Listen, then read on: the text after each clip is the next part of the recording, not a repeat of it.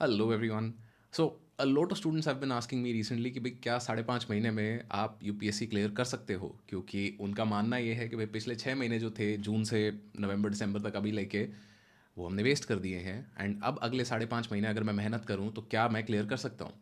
तो a very short simple answer I will give you. अगर आप पूरा एग्ज़ाम क्लियर करने की बात कर रहे हो कि भाई आप आज शुरू करोगे और आपकी रैंक आ जाएगी इसी साल में, नहीं होने वाला है। You will not be able to clear it in one go, that I can tell you right now. But अगर आप बात कर रहे हो कि भाई अगले 5 महीने में तैयारी करूं और क्या मैं प्रीलिम्स क्लियर कर सकता हूं, so that is definitely doable. मुश्किल होगा बट डूएबल है। तो आज की वीडियो में हम इन चीज़ों के बारे में बात करेंगे कि अगले पिछले 6 महीने अगर आपको लग रहा है आपने बर्बाद कर दिए, तो अगले 5 साढ़े 5 महीने में आपको क्या क्या चीज़ें करनी है। उसमें हम बात करेंगे भाई क्या इग्नोर करना है, किस चीज़ पे ज़्यादा फोकस करना है, and all of these things will top cover in today's video. So let's get started. So the situation at present looks something like this कि जून जुलाई अगस्त सितंबर, ये जो 6 महीने हैं, these have been wasted. Now what next? So दिसंबर में अभी हम हैं, ऑलमोस्ट आधा महीना दिसंबर का हमारा निकल गया है।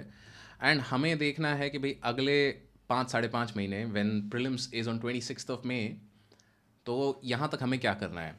आइडियली आइडियली जब आप इस तरीके की प्लानिंग करते हो तो you want to work backwards, माने कि मेरी डेडलाइन है एक फिक्स्ड डेडलाइन मेरी क्या है, 26 मई, कि भाई 26 मई को प्रीलिम्स होगा ही होगा, that can not be change.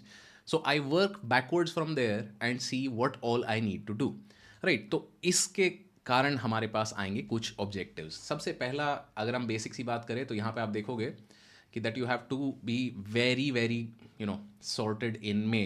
कि बाकी सारे महीनों पे मैंने सिंगल टिक लगाया है, मई के महीने में देर आर 3 टिक्स। माने कि मई के month should be your best preparation month, you should peak in your preparation, right. तो this is the concept concept of peak performance. तो पीक परफॉर्म ये एक एथलेटिक्स का कॉन्सेप्ट है। एंड यहाँ पे आइडिया बेसिक आपका ये होता है कि एज टाइम के साथ साथ आपकी स्ट्रेस बढ़ती है। तो यहाँ पे आपका लिखा हुआ है ये स्ट्रेस लेवल एंड परफॉर्मेंस। तो हमें कोशिश करनी है कि हम यहाँ जो फटीग वाला एरिया है ना, इस पे हम एंड ऑफ मई, हम प्रीलिम्स के बाद पहुँचे, यहाँ जून में पहुँचे हम, ताकि भाई मेरी बेस्ट परफॉर्मेंस जो है मैं यहाँ पे दे पा रहा हूँ। एंड इसके लिए फिर हमें कुछ अपने ऑब्जेक्टिव्स देखने पड़ेंगे। तो ऑब्जेक्टिव्स हमारी प्रिपरेशन के क्या हैं कि सबसे पहली चीज़ यहाँ पे, अभी तक हम बात कर रहे थे कि भाई अभी प्रीलिम्स पे काफ़ी ज़्यादा फोकस करना चाहिए हमें, बाकी सब चीज़ें छोड़ दो। But I would still recommend कि till about 15 January, meaning at least the next 1 month, तो इस 1 मंथ में आप ऑप्शनल का एक पेपर एटलीस्ट थोड़ा बहुत पढ़ लो। क्यों? क्योंकि I don't want you to be in a situation जहाँ पे आपका प्रीलिम्स क्लियर हो गया है और अब मेंस देख के ऐसा तितर बितर दोबारा हो गए। कहीं ना कहीं हमें एक होलिस्टिक अपने प्रिपरेशन को लेके चलना है, दैट हमें सिर्फ और सिर्फ प्रीलिम्स क्लियर नहीं करना है, but we also want to stand a chance of clearing mains. Now I know that at the beginning of this video मैंने बोला है कि भाई आज से ज़ीरो से शुरू किया है तो फिर 5.5 महीने में आप नहीं क्लियर कर पाओगे पूरा paper. But in this I am assuming कि आपने पहले भी कुछ तैयारी करी हुई है, या तो आपने पहले अटेम्प्ट दिया है या आपने पहले रिविजन किया है, जो भी चीज़ करी है। तो all of those things will somewhere और द अदर बेनिफिट यू। तो right now till 15 at least optional का एक पेपर आप देखो, अच्छा रहेगा। दूसरे ऑब्जेक्टिव आपका है कि भाई आपके जो कोर सब्जेक्ट्स है प्रीलिम्स के, अब ये कोर सब्जेक्ट्स कौन से हैं इनके बारे में हम थोड़ी देर में बात करते हैं। उनका एटलीस्ट आपको 3 रिविजन करना है टिल 26 मई। जो अदर सब्जेक्ट्स हैं आपके, उनका एटलीस्ट एक दो रिविजन आपको करना है, right. And finally you have to give tests. Now test में सब्जेक्ट टेस्ट आपको एटलीस्ट 1 ईच देना है। माने कि आपने हिस्ट्री पढ़ लिया तो हिस्ट्री का एक सेक्शन टेस्ट, पॉलिटी का एक सेक्शन टेस्ट, हर सब्जेक्ट का एक section test at least. And then full test यहाँ पे आप देखोगे तो 5+5 है, माने कि 5 for GS, at least 5 for GS and 5 for CSAT. इन टेस्ट की परफॉर्मेंस के बेसिस पे आपको फिर करना है अपना रिव्यू। एंड रिव्यू के साथ साथ आपको देखनी है चीज़ें कि भाई क्या मुझे रिकॉल में प्रॉब्लम आ रहा है, या भाई मुझे चीज़ें याद ही नहीं थी, तो मुझे अपने नोट्स क्लैरिफाई करने हैं। तो ये जो प्रोसेस है आपका, ये ऑब्जेक्टिव जो हैं ये आपको अगले 5.5 मंथ्स में कवर करने हैं। तो बात करते हैं कि भाई कोर सब्जेक्ट्स हमारे क्या क्या हैं। ताकि हम अपना टाइम को बेस्ट यूटिलाइज कैसे करना है उस पर ध्यान दे पाए. Let's move to core subjects. But before we talk a lot about prelims का कोर सब्जेक्ट्स, एक बार पेपर के बाकी सारे कंपोनेंट्स के बारे में बात कर लेते हैं. तो अभी के लिए आई वुड हाईली रिकमेंड कि आप अगर 2024 की तैयारी कर रहे हो तो इंटरव्यू को कंप्लीटली आप इग्नोर करो. बहुत से लोग इस बारे में फंसे रहते हैं कि अरे मेरे इंटरव्यू में अगर मुझसे ये पूछ लिया वो पूछ लिया तो क्या होगा कैसे होगा. कोई टेंशन लेने की ज़रूरत नहीं है इस चीज़ की. कोई मतलब नहीं है उस पॉइंट का. जब इंटरव्यू आएगा तब उसकी तैयारी बहुत बढ़िया तरीके से हो जाती है. 2 महीने का टाइम मिलता है आपको, काफ़ी कुछ कर सकते हो. Right now your two focuses should be prelims and a little bit on mains. Now mains में जैसा कि आप जानते हो जनरल स्टडीज के कुछ सब्जेक्ट हैं, world history, social justice, internal security, disaster management, ethics. These are mains specific, right. तो इन सब्जेक्ट्स को मैं चाहूँगा कि आप भूल जाओ completely for the next 4-5 months. Prelims होता है तो इन सब्जेक्ट्स पे हम वापस आएंगे post prelims. But right now if you want to seriously give an attempt for prelims 2024, ignore all of these subjects, focus completely on prelims का core subjects. अब प्रीलिम्स के जो कोर सब्जेक्ट्स हैं वो आपके मेंस में भी काम आते हैं एक्सेप्ट फॉर दीज सब्जेक्ट्स. माने कि वर्ल्ड हिस्ट्री नहीं करना, सोशल जस्टिस नहीं करना, इंटरनल सिक्योरिटी नहीं करना, डिजास्टर मैनेजमेंट, एथिक्स, ये सब नहीं करना है अभी के लिए अगर प्रीलिम्स की तैयारी कर रहे हो. And even in prelims there are some supplementary subjects. कौन से हैं सप्लीमेंट्री मैं बोलूंगा, एंड मैं क्यों इसको कैटेगराइज कर रहा हूँ इस तरीके से उसके बारे में भी मैं जस्टिफिकेशन दूंगा. Right. So let's discuss briefly कि भाई ये क्या सब्जेक्ट्स हैं, कौन कौन से हैं. तो प्रीलिम्स के सिलेबस की अगर हम बात करें तो देखो आपके जो कोर क्रिटिकल पार्ट्स हैं, polity, economy, environment, science and tech and geography when you are talking about maps, right? Now some of you might have noticed there are some subjects missing over here, so those are the subjects that we'll cover in other or supplementary parts. ये आपके critical subjects हैं, इनमें आपको mistakes minimize करनी है. mistakes low, यहाँ पे आपकी accuracy high रहनी चाहिए. एंड यहाँ पे जितने भी इजी क्वेश्चंस आते हैं ना, accuracy should be high, easy questions should be tick. मतलब इजी क्वेश्चन अगर आप इन सब्जेक्ट्स के मिस कर रहे हो तो then you are out of the race. क्योंकि देखो अब हम सप्लीमेंट्री सब्जेक्ट्स की अगर बात करें, जो सप्लीमेंट्री सब्जेक्ट्स मैं बोलूँगा, हिस्ट्री है सबसे पहले. हिस्ट्री के तीनों पार्ट्स आज की डेट में. Now this is me saying that keeping in mind कि I teach modern Indian history for UPSC prep के courses. And despite that fact, I am saying that modern history is also a supplementary subject for you now. Mains का part उसका आता है, but अभी के लिए वो सप्लीमेंट्री माना जाएगा क्योंकि 2023 का प्रीलिम्स के अगर मैं क्वेश्चंस देखूं, so these are the 4 question तो टोटल आए थे और उसमें से मतलब 2 इतने बढ़िया थे. Now this is a question you can solve directly, easy question है, फर्स्ट डिग्री क्वेश्चन है. This is a question again you can solve very easily. मतलब आपने अगर स्पेक्ट्रम पढ़ी है तो ये क्वेश्चन आपसे हो जाएगा कि